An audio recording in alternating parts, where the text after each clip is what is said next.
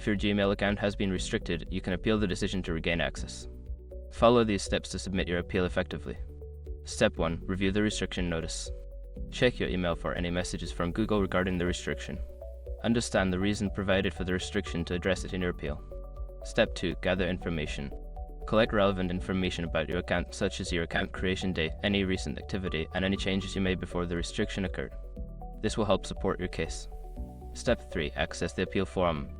Visit the Google account help page and locate the appeal form for account restrictions. Ensure you are on the official Google site to avoid phishing attempts. Step 4. Complete the appeal form.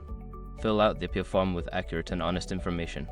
Clearly explain why you believe the restriction should be lifted and provide any evidence that supports your claim. Step 5. Submit and wait for a response. After submitting the form, monitor your email for a response from Google. It may take some time for them to review your appeal, so be patient and check your spam folder for any updates.